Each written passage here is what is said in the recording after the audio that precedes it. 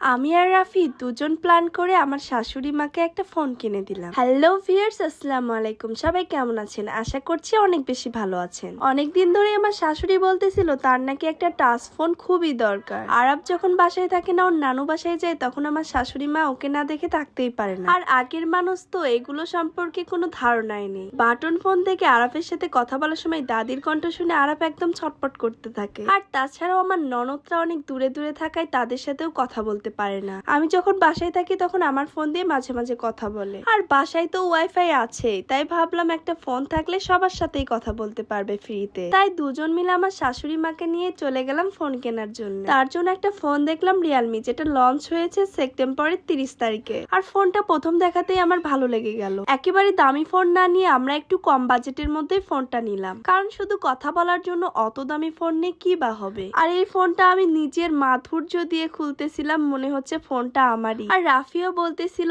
কি ব্যাপার, এভাবে যে খুলতেছো মনে হচ্ছে তোমারই ফোন এটা। আর ফোনটা হাতে নিয়ে আমারও অনেক বেশি ভালো লাগতেছিল, কারণ নতুন ফোন হাতে পেলে এমনিতেই ভালো লাগে। তারপর আমি আমার শাশুড়ি মাকে নিজে হাতে ফোনটা দিচ্ছিলাম, আর এইদিকে আরাফ কেড়ে নিল ওর দাদির থেকে। ওর দাদি আর কি খুশি হবে, ও তো খুশিতে লাফাচ্ছিল। যাই হোক, এখন তো সবকিছুর ভাগিদারি আরাফি। আজকের ভিডিওটা এই পর্যন্তই। সবার ভালো লাগলে অবশ্যই লাইক, কমেন্ট এবং শেয়ার করবেন। টাটা, আল্লাহ হাফেজ।